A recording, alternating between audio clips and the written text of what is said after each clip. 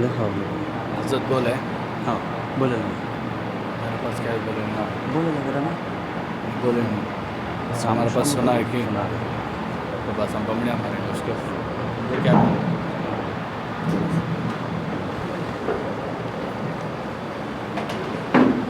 السلام علیکم ورحمۃ اللہ وبرکاتہ. یا اللہ یا اللہ یا اللہ یا اللہ یا اللہ. غم کے ماروں کا حاجت روا کون ہے؟ غم کے ماروں کا حاجت روا کون ہے؟ تو وحد تجھ سا کوئی خدا کون ہے؟ باعث پیروی اور رضا کون ہے؟ باعث پیروی اور رضا کون ہے؟ تیرے بندوں کا تیرے سوا کون ہے؟ غم کے ماروں کا حاجت روا کون ہے؟ تو عہد تجھ سا کوئی خدا کون ہے؟ ناتوا جان ہے ہم تو نادان ہے، تیری مخلوق ہے ہم تو انسان ہے. ناتوا جان ہے ہم تو نادان ہے، تیری مخلوق ہے ہم تو انسان ہے. اپنی ہر ایک خطا پر پشیمان ہے، اپنی ہر ایک گناہ سے پریشان ہے. تجھ سا اللہ مشکل کشا کون ہے؟ غم کے ماروں کا حاجت روا کون ہے؟ تو عہد تجھ سا کوئی خدا کون ہے؟ ساری مخلوق تابع تیرے ہے خدا، بن گیا کل جہاں تو نے جب کن کہا. ساری مخلوق تابع تیرے ہے خدا، بن گیا کل جہاں تو نے جب کن کہا. میری شہرگ سے نزدیک تو ہے خدا، میری شہرگ سے نزدیک تو ہے خدا. تجھ سے پیوست سب ہے، جدا کون ہے؟ غم کے ماروں کا حاجت روا کون ہے؟ تو عہد تجھ سا کوئی خدا کون ہے؟ تو عظیم و صفا تو عطا ہی عطا، تیرا محبوب کونین شمس و ضحیٰ.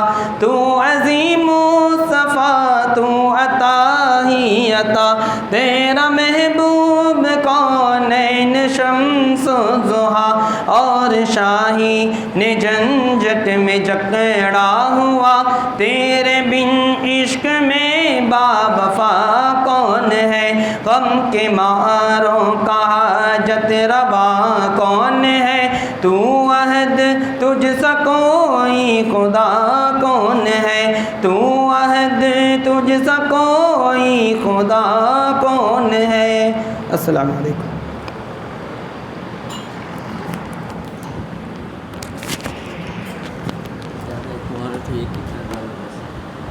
ایک کو زیادہ ہوتا ہے تو ایک میں ایک بس ہے نا. ایک ہی ہوتی ہے، ایک ہی.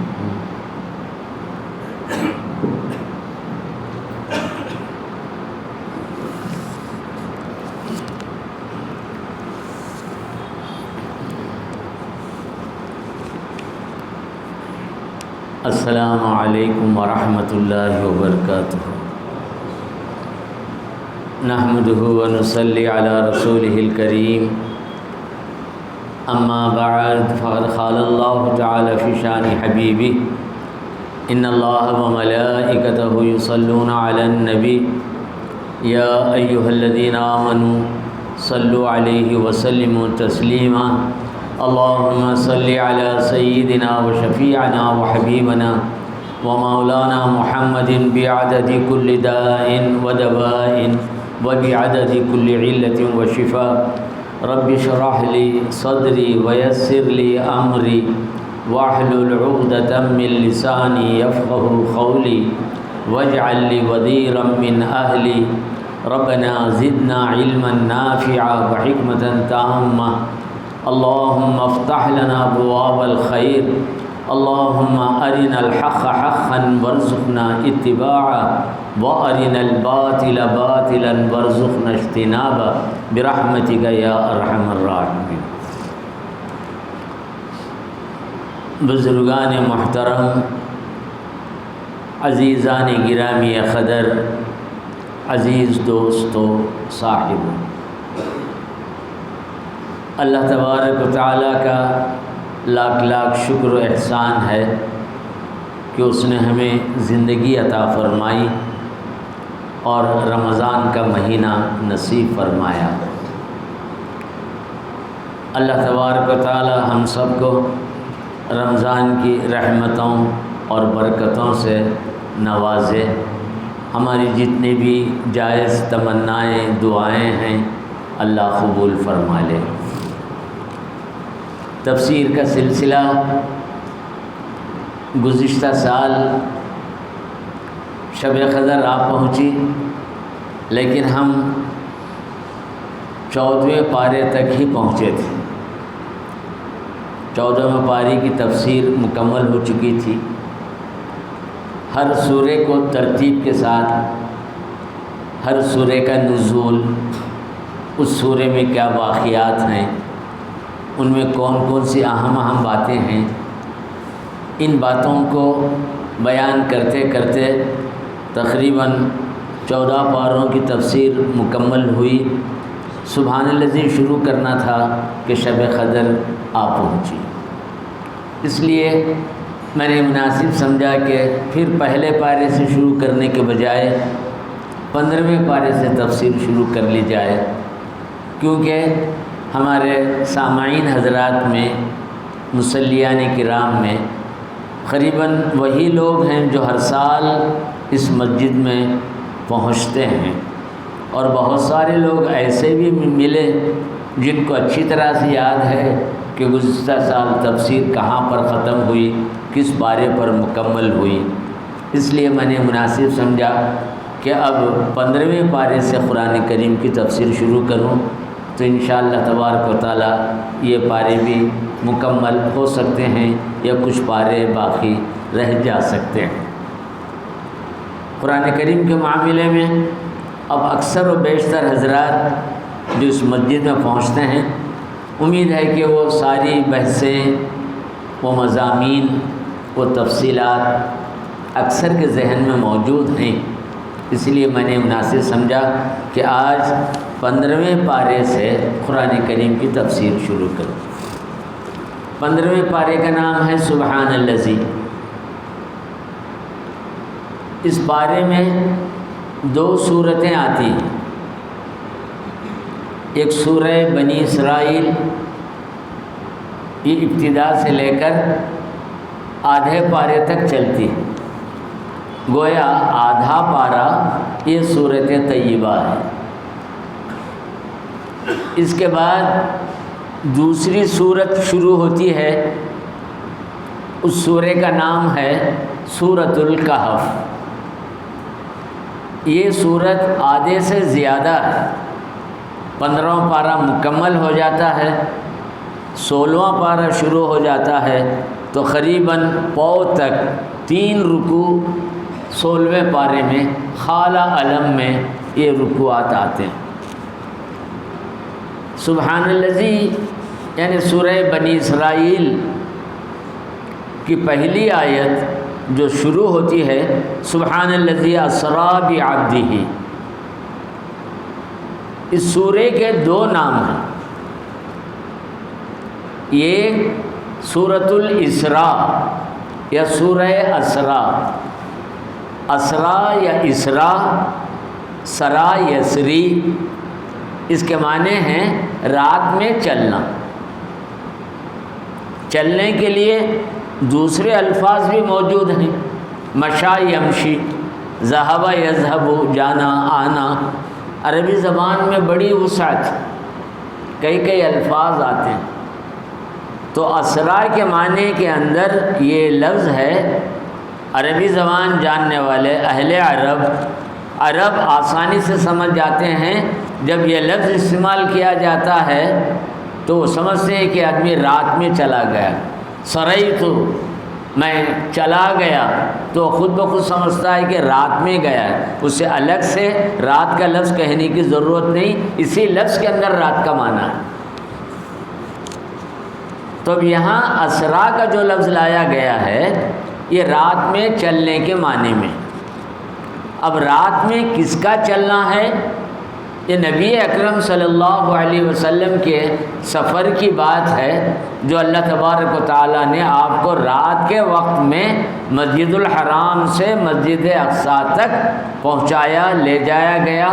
آپ کا سفر یہاں سے وہاں تک شروع ہوا، وہاں پر مکمل نہیں ہوا بلکہ سفر کی ایک منزل مکمل ہوئی، پھر اس کے بعد سفر کا دوسرا حصہ آسمانوں کی طرف شروع ہوا، 7 آسمانوں پر پہنچے، پھر وہاں سے واپس آئے، مسجد اقصیٰ پہنچے، پھر مسجد اقصیٰ سے مسجد الحرام آ گئے۔ یہ پورا سفر رات میں ہوا، تو اسی لیے وہ لفظ بھی استعمال کیا گیا ہے، سبحان الذی اسری بعبدہ۔ عبد سے مراد نبی اکرم صلی اللہ علیہ وسلم کی ذات اقدس۔ عبد کا لفظ اسی وقت استعمال کیا جاتا ہے روح اور جسم۔ صرف روح کے لیے، کسی کی روح ہے تو اس کے لیے عبد کا لفظ استعمال نہیں ہوگا، یا صرف جسم ہے، میت ہے، اس کے لیے بھی عبد کا لفظ استعمال نہیں ہوگا۔ عبد کا لفظ اسی وقت روح اور جسم دونوں موجود ہوں۔ تو گویا عبد سے یہ بات ہے کہ رسول اللہ صلی اللہ علیہ وسلم نے یہ جو سفر کیا ہے جسم اور روح کے ساتھ، ایسا نہیں کہ صرف روح گئی بدن نہیں، بلکہ بدن اور روح دونوں کے مجموعے کے ساتھ اور بیداری کی حالت میں، خواب کا واقعہ نہیں، یہ مطلب ہوا۔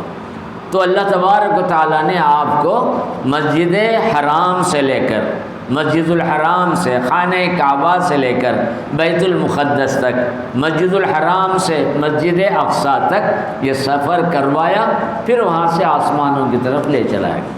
تو وہی بات اس کے اندر آ رہی ہے، من المسجد الحرام الی المسجد الاقصیٰ، یہ معراج کے واقعے سے متعلق۔ اب معراج کی تفصیلات تو کئی مرتبہ آپ حضرات سن چکے ہیں، پھر اس واقعے کو دہرانا تحصیل حاصل ہے، لیکن چونکہ جب آیت آ رہی ہے تو برکتاً کچھ نہ کچھ چند کلمات کہہ کر آگے بڑھنا مناسب۔ حضرت صلی اللہ علیہ وسلم مکہ مکرمہ میں تھے، 10 سال ہو گئے نبوت کے اعلان کے بعد۔ اعلان نبوت سے پہلے 40 سال رہے، پیدائش سے لے کر آپ کی عمر شریف 40 سال کی ہوئی، تو اس وقت آپ نے اپنے نبی ہونے کا اعلان کیا۔ ویسے تو یہاں سے آپ کی نبوت شروع نہیں ہو رہی ہے، جیسے اور انبیاء کرام کو نبوت دنیا میں آنے کے بعد عمر کے 40ویں سال دے دی گئی عام طور پر، لیکن بعض نبی ایسے بھی ہیں بچپن ہی میں ان کو اللہ نے نبوت دی، جیسے یحییٰ علیہ السلام ہے، 40 سال میں نبوت ملی، یہ بات نہیں۔ اسی طریقے سے عیسیٰ علیہ السلام ہیں۔ تو 1-2-4 نبی ایسے ہیں جن کی عمریں 40 تک پہنچنے سے پہلے ہی اللہ نے نبوت سے سرفراز فرمایا، نبوت عطا۔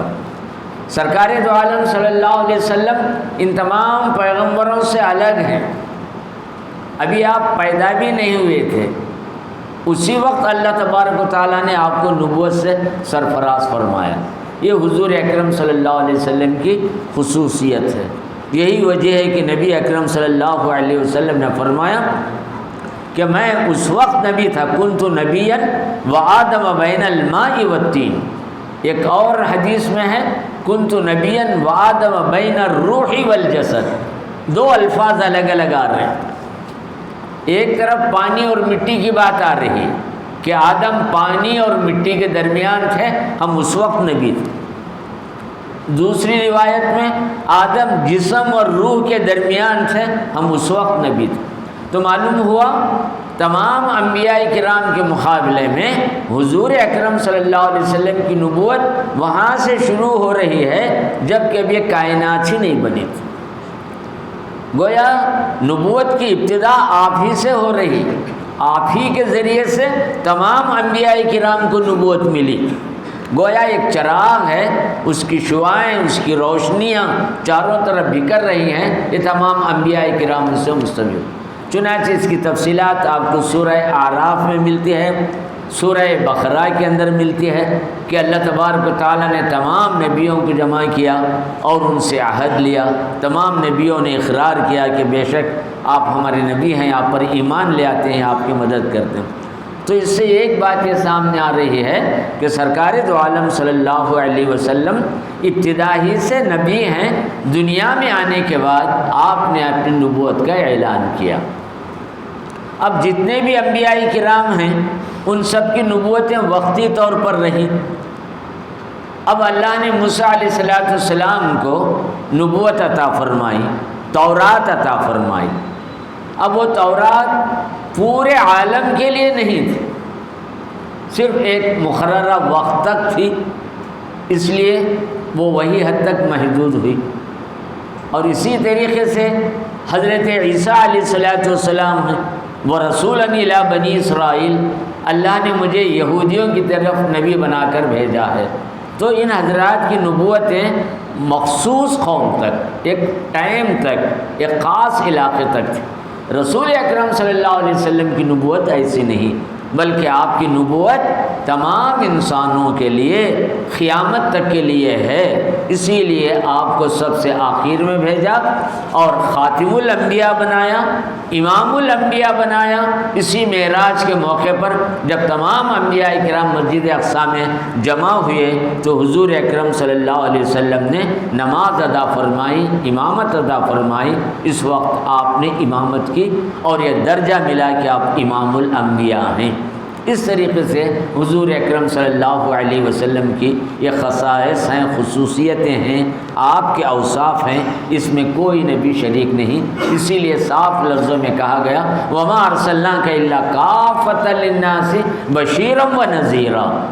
اے نبی صلی اللہ علیہ وسلم، ہم آپ کو خاتم الانبیاء بنا کر بھیج رہے ہیں، تمام انسانوں کو بشیر کی حیثیت سے، تمام انسانوں کو نذیر کی حیثیت سے۔ بشیر کا معنی یہ ہے کہ آپ ان کو بشارت دیجئے، ایمان لے آئیں تو جنت میں جائیں گے۔ نذیر کا معنی یہ ہے آپ ان کو آگاہ کیجئے، اگر ایمان نہیں لائیں گے، کفر کی حالت میں رہیں گے تو دوزخ میں چلے جائیں گے۔ نذیر کے معنی ڈرانا، بشیر کے معنی بشارت دینا، خوشخبری سنانا۔ تو حضور اکرم صلی اللہ علیہ وسلم کو یہ سفر معراج نبوت کے 10ویں سال ہوا، اور ان حالات میں ہوا جب کہ سرکار دو عالم صلی اللہ علیہ وسلم 2 حادثات سے گزرے۔ پہلا حادثہ یہ رہا کہ آپ کی اہلیہ حضرت خدیجہ رضی اللہ تعالی عنہا، جو قریباً 25 سال آپ کے نکاح میں رہی، آپ کا ساتھ چھوڑ کر دنیا سے چلی گئی۔ حضور کو اپنی اہلیہ کے جانے کا بڑا صدمہ ہوا، اندر سے ٹوٹ گئے اللہ کے رسول صلی اللہ علیہ وسلم۔ یہ غم تازہ ہی تھا کہ پھر 4 دن کے بعد آپ کے حقیقی چچا حضرت ابو طالب انتقال کر گئے، اور ابو طالب کوئی معمولی آدمی نہیں تھے، حضور کی پشت پناہی میں، ساتھ دینے میں، مدد کرنے میں، کافروں سے مقابلہ کرنے میں، ہر جگہ ساتھ۔ ایسی قوت چلے گئی تو حضرت صلی اللہ علیہ وسلم کو اس کا بڑا صدمہ۔ انہی حالات سے متاثر ہو کر حضور اکرم صلی اللہ علیہ وسلم نے دیکھا کہ مکہ چھوڑ کر اور جگہ جا کر اللہ کا دین پہنچائیں۔ طائف گئے۔ طائف کیوں گئے؟ وہاں حضرت آمینہ کے بھائی بند تھے، گویا حضور کے ماموں، حضور کے نانیال کے کچھ لوگ موجود، تو دل میں قسم کی ہمدردی پیدا ہوئی، میرے ماں کے لوگ ہیں، میرے نانی کے لوگ ہیں، وہاں جاؤں، اللہ کے دین کو پہنچاؤں، شاید وہ لوگ میرا ساتھ دیں۔ اس خیال سے آپ وہاں گئے، لیکن یہ نانیہال کے لوگ، آپ کے جتنے ماموں تھے، وہ سب آپ کی مخالفت پر آمادہ ہوئے۔ اور آپ کو وہاں سے ناکام لوٹنا پڑا۔ تو انہی حالات میں اللہ تبارک و تعالیٰ نے نبوت کے 10ویں سال میں معراج عطا فرمایا۔ معراج کے اندر وہ ساری بشارتیں سنا دیا کہ اب آپ کا ایک نیا دور شروع ہونے والا ہے، آپ کی اس کے اندر یہ بھلائیاں ہیں وہ ہیں۔ بس اتنا ہی تذکرہ اس سورے کی ایک ہی آیت میں ہے۔ یہ ساری تفصیلات حدیثوں میں ملتی ہیں، اس کی ساری وضاحتیں، واقعات، روایات، جتنی بھی باتیں ہیں سب تفسیروں میں موجود ہیں۔ اس آیت کے بعد دوسرا مضمون شروع ہوتا ہے، وہ بنی اسرائیل کا ہے، اور اس سورے کا نام بھی بنی اسرائیل ہے۔ اس سورے کے 2 نام رکھے گئے ہیں، ایک نام سورۃ الاسراء، اس لیے کہ اس میں حضور اکرم صلی اللہ علیہ وسلم کے سفر معراج کا ذکر ہے۔ معراج کے لیے 2 لفظ استعمال ہوتے ہیں، واقع اسراء، واقع معراج۔ معراج کیوں کہا گیا؟ معراج کے معنی آتے ہیں عروج، عروج کے معنی آتے ہیں چڑھنا، اوپر بڑھنا۔ گویا رسول اللہ صلی اللہ علیہ وسلم زمین سے آسمانوں کی طرف پہنچے، اس لیے اس واقعے کو معراج کہا گیا۔ عریج بھی، آپ نے حدیث میں لفظ استعمال فرمایا، مجھے اوپر اٹھایا گیا۔ عروج کے معنی آتے ہیں ترقی، عروج کے معنی آتے ہیں اوپر چلا جانا، اسی لیے اس واقعے کا نام واقع معراج بھی رکھا گیا، واقع اسراء بھی رکھا گیا کہ رات میں یہ سفر پیش آیا۔ اس واقعے کے بعد جو آیتیں شروع ہوتی ہیں وہ بنی اسرائیل کے تعلق سے۔ اب یہ بہت ساری تفصیلات آ رہی ہیں، بنی اسرائیل کی تاریخ آ رہی ہے، ان کے تعلق سے اللہ تبارک و تعالیٰ نے جو باتیں کہی ہیں وہ بھی آ رہی ہیں۔ وَآتَيْنَا، کہ ہم نے موسیٰ علیہ السلام کو کتاب دی، وَجَعَلْنَاهُ هُدًى لِبَنِي إِسْرَائِيلَ، اور یہ کتاب بنی اسرائیل کے لیے رہنمائی کرنے والی ہے۔ یہ پیغمبر حضرت موسیٰ علیہ السلام بنی اسرائیل کی رہنمائی کرنے والے۔ اب بنی اسرائیل کا مطلب کیا ہے؟ اسرائیل حضرت یعقوب علیہ السلام کا لقب ہے۔ بنو کے معنی آتے ہیں اولاد، بنو کے معنی آتے ہیں نسل، کنبہ، فیملی، یہ سارے معنی۔ گویا اسرائیل کا خاندان۔ یہ اسرائیل کون ہے؟ حضرت یعقوب علیہ السلام۔ اب یعقوب علیہ السلام کون ہیں؟ یہ حضرت اسحاق علیہ السلام کے بیٹے، اور حضرت اسحاق کون ہیں؟ حضرت ابراہیم علیہ السلام کے بیٹے ہوتے۔ گویا نبیوں کا ایک تسلسل چل رہا ہے، حضرت ابراہیم علیہ السلام، پھر ان کے بیٹے اسحاق علیہ السلام، اسحاق علیہ السلام کے بیٹے کا نام یعقوب علیہ السلام، یعقوب علیہ السلام کے بیٹے کا نام یوسف علیہ السلام۔ چاروں پیغمبر رہے، اور حضرت ابراہیم علیہ السلام کو صرف ایک ہی بیٹے اسحاق نہیں، ایک اور فرزند ہے حضرت اسماعیل علیہ السلام۔ حضرت اسماعیل علیہ السلام بھی پیغمبر ہوئے۔ گویا ادھر 4 پشتوں میں نبوت ایک کے بعد ایک آتی رہی۔ اسی لیے حضور اکرم صلی اللہ علیہ وسلم نے حضرت یوسف علیہ السلام سے کہا، کریم ابن کریم، کریم ابن کریم، بیٹا بھی نبی، باپ بھی نبی، دادا بھی نبی، پردادا بھی نبی۔ اور دوسری شاخ جو حضرت اسماعیل علیہ السلام سے چلی، وہ صرف حضرت ابراہیم کے بیٹے اسماعیل پیغمبر ہوئے۔ حضرت اسماعیل کی اولاد میں کوئی پیغمبر نہیں آیا، یہاں تک کہ کئی پشتوں کے بعد حضور اکرم صلی اللہ علیہ وسلم آئے۔ گویا یہاں ایک ہی پیغمبر آ رہے ہیں۔ اسی لیے حضرت ابراہیم، حضرت اسماعیل نے دعا فرمائی، ربنا وبعث فیہم رسولا منہم یتلو علیہم، اے اللہ اسماعیل کے اولاد میں ایک پیغمبر بھیج۔ تو یہ دعا قبول ہوئی نبی اکرم صلی اللہ علیہ وسلم کے حق میں۔ تو یہاں ایک ہی سلسلہ، حضرت اسماعیل کے بعد نبی اکرم صلی اللہ علیہ وسلم۔ اب یہاں اسحاق علیہ السلام کے صاحبزادے یعقوب علیہ السلام کی پوری تاریخ چل رہی، یہی ہے بنی اسرائیل، انہی کا نام یہود ہے۔ اور یہود ایک لمبی چوڑی نسل کا نام، فلسطین ان کا علاقہ رہا، ان کے پاس کئی پیغمبر آئے، طالوت ایک بادشاہ آیا جن کو اللہ تبارک و تعالیٰ نے حکومت عطا فرمائی، پھر ان کے بعد حضرت داؤد علیہ السلام، یہ سب بنی اسرائیل میں آ رہے ہیں، داؤد علیہ السلام کے بعد ان کے بیٹے حضرت سلیمان علیہ السلام پیغمبر بنے۔ سلیمان علیہ السلام کو اللہ نے اتنی وسیع دولت عطا فرمائی، سلطنت عطا فرمائی، حیوانوں پر، چرندوں پر، درندوں پر، جنوں پر، سب پر ان کی حکومت۔ حضرت سلیمان علیہ السلام اور حضرت سلیمان علیہ السلام کے دور ہی میں ہیکل سلیمانی تعمیر کیا گیا۔ یہ ہیکل سلیمانی وہی مسجد اقصی قریب ان کا ایک معبد ہے جو حضرت سلیمان علیہ السلام نے بنایا تھا۔ حضرت سلیمان کے بعد یہ قوم، یہ نسل بکھر گئی، اور اللہ تبارک و تعالیٰ نے ان کا ذکر کیا اس بات کے اندر، وَقَضَيْنَا إِلَىٰ بَنِي إِسْرَائِيلَ فِي الْكِتَابِ لَتُفْسِدُنَّ فِي الْأَرْضِ مَرَّتَيْنِ، یہود زمین میں 2 مرتبہ فساد مچائیں گے اور ان کے اوپر اللہ تبارک و تعالیٰ کا عذاب نازل ہوگا، اور اس طریقے سے پوری طریقے سے تباہ و برباد کر دیے جائیں گے۔ اور یہ معاملہ حضرت موسیٰ علیہ السلام بھی بنی اسرائیل ہی میں پیغمبر بنا کر بھیجے گئے۔ حضرت موسیٰ علیہ السلام بنی اسرائیل کو مصر سے لے کر نکلے، مصر سے اس وقت لے کر نکلے جب کہ فرعون دریائے نیل میں غرق ہو گیا۔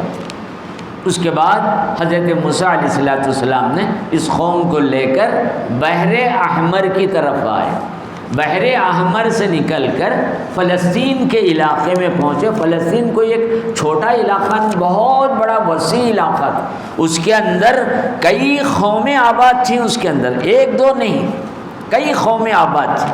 ان قوموں کا ذکر بھی قرآن کریم کی تفسیر میں آیا ہے۔ وادی سینا سے نکل کر بنی اسرائیل نافرمانی کرنے لگے۔ حضرت موسیٰ نے کہا کہ فلسطین کے قریب میں ایک قوم ہے، ان سے آپ مقابلہ کرو، جہاد کرو، یہ کفار اور مشرکین ہیں۔ چنانچہ بنی اسرائیل نے کہا کہ نہیں، ہم مقابلہ نہیں کریں گے، آپ جائیے، آپ کا رب جائیے، مقابلہ کیجیے، ہم اس مقام پر لڑنے والے نہیں ہیں، آپ خود یہ کیجیے۔ وَقَالُوا إِنَّا هَاهُنَا قَاعِدُونَ فَاذْهَبْ أَنْتَ وَرَبُّكَ فَقَاتِلَا إِنَّا هَاهُنَا، اے موسیٰ آپ جائیے، آپ کا رب جائیے، یہ بڑے بڑے طاقتور ہیں، ہم مقابلہ نہیں کریں۔ نتیجہ یہ ہوا کہ وہاں سے اللہ تبارک و تعالیٰ نے ان کو اور مقام پر بھیج دیا۔ وادی سینا میں 40 سال تک کھلے میدان میں بھٹکتے رہے، ایک عذاب کے طور پر ایمان۔ پھر وہاں سے ان کو اللہ تبارک و تعالیٰ نے ان کو توبہ کرانے کے بعد حضرت موسیٰ علیہ السلام کی دعا کے بعد فلسطین کی طرف بھیجا گیا کہ جاؤ تم وہاں آؤ۔ تو فلسطین اس وقت کتنی قومیں آباد تھیں تفسیر میں ملی۔ اس وقت اس علاقے میں حتی ایک قبیلہ، اموری دوسرا قبیلہ، کنعانی جو یعقوب علیہ السلام کے کنعان ایک بستی تھی، وہیں سے حضرت یوسف علیہ السلام مصر پہنچے تھے۔ فریزی، فلسطی، یہ مختلف قوموں نے فلسطین کو اپنے آپس میں بانٹ کر رکھا تھا، سب کے سب یہ سب شرک اور کفر میں مبتلا تھے۔ تو اللہ تبارک و تعالیٰ نے پہلے طالوت کو بھیجا، وہی طالوت نے جالوت کو ختم کیا۔ اس کی تفسیر آپ کو سورہ بقرہ کے آخری حصے میں ملے گی۔ فلما فصل طالوت بالجنود قال ان اللہ مبتلیکم بنہر قالوا لا طاقت لنا اليوم بجالوت وجنود۔ طالوت کا بھی ذکر قرآن میں آیا، جالوت کا بھی ذکر آیا۔ طالوت بادشاہ تھے، نیک تھے، صالح تھے، اللہ نے ان کو سلطنت عطا فرمائی۔ اس طریقے سے طالوت کے بعد داؤد علیہ السلام آئے، داؤد علیہ السلام کے بعد سلیمان علیہ السلام آئے۔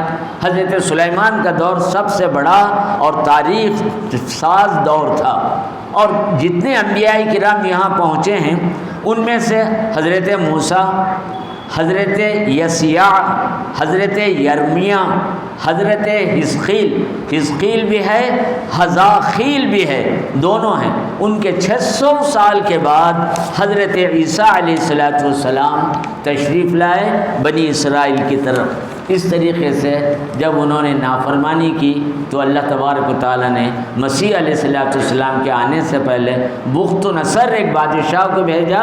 اس نے تورات کو ختم کیا، حلیق سلیمانی کو ختم کیا، 1,00,000 یہودیوں کو گرفتار کر کے بابل بھیجا. بابل وہاں پہنچنے کے بعد ان لوگوں کو پوری قوم کے لیے غلام باندیاں بنا کر ان میں رکھا گیا. اہل بابل کے یہ قیدی بنے کر رہے. پھر اس کے بعد ایک لمبا چوڑا دور چلا.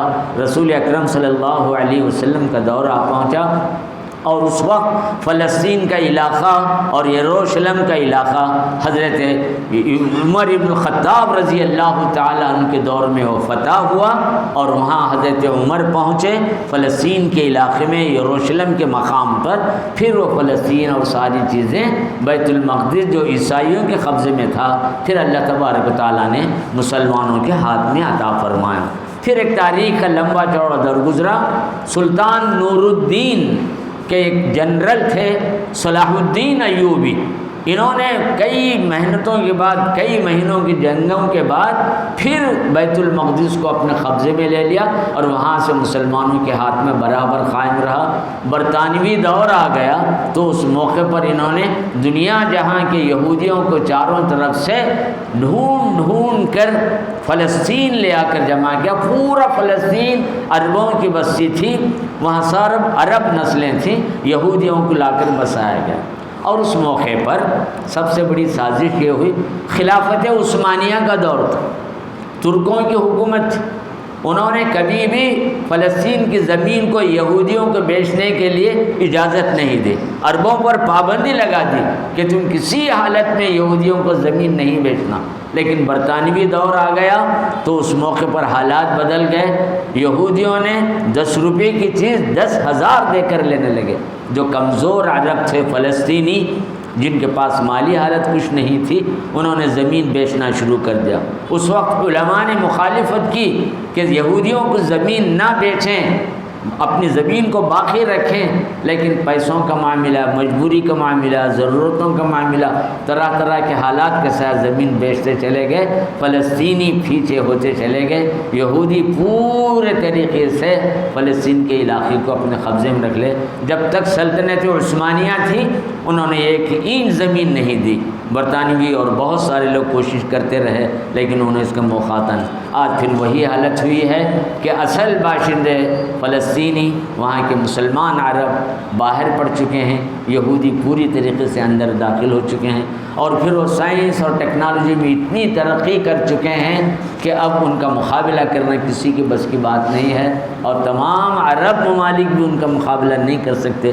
یہ مجبوری ہے کہ آج وہ پوری طریقے سے ان پر حاوی ہیں. تو ان آیتوں کے اندر بنی اسرائیل کے اندر مرتین کا لفظ ہے، 2 مرتبہ ان کے اوپر عذاب آیا.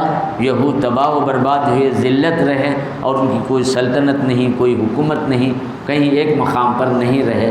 یہ چیز اس پارے کے اندر پوری تفصیلات سے آ رہے ہیں. یہ بڑی اور تفصیلات ہیں. اختصار ساتھ میں یہیں پر اپنی گفتگو کو ختم کر کے آئندہ آنے والی دیگر آیتوں کی طرف توجہ دوں گا. دعا فرمائیں کہ اللہ تبارک و تعالیٰ اس وقت فلسطین کی جو حالت ہے، وہاں کے مسلمان عرب اور اہل ایمان ہیں جن مصیبتوں سے گزر رہے ہیں، تقریباً 30,000 فلسطینی ختم ہو چکے ہیں، جن میں ننھے ننھے بچے ہیں، بے شمار عورتیں ہیں. گویا اس کا منصوبہ ہی یہی ہے کہ پوری طریقے سے فلسطین سے ان عربوں کو، مسلمانوں کو باہر کر دیں اور پھر سے اس پر اپنا قبضہ جما لیں. اللہ تبارک و تعالیٰ کی جو حکمت اور مصلحت ہے وہی غالب رہے گی. ہم دعائیں کرنا چاہیے کہ اللہ تعالیٰ ان کو ان کا وطن دلا دے. ان کے اوپر جو مظالم ہو رہے ہیں اللہ تعالیٰ جلد سے جلد ختم کر دے. اللہ تعالیٰ ہماری اس مجلس کو قبول فرما لے. جو حضرات تفسیر کی محبت میں قرآن کریم کے سننے کے لیے تشریف لائے ہیں، ہم سب کی اس نیکی کو قبول فرما لیں. میں جہاں تک ہو سکے 20-25 منٹ ہی میں اپنی بات کو کل سے مکمل کروں گا. زیادہ وقت لینے سے بھی اکتاہٹ محسوس ہو جاتی ہے. انہی کلمات پر ختم ہیں. اللہ تعالی ہم سب کی جائز مراد و مقاصد کو قبول فرما لے. روزیں، تراویح، قیام اللیل، ساری دعائیں، ہر ایک سے کام کاج سارے پورے طریقے سے ہو. اللہ تعالی دین اور دنیا اور آخرت کی بھلائیاں ہم سب کو نصیب فرمائیں. وآخر دعوانا ان الحمد للہ رب العالمین.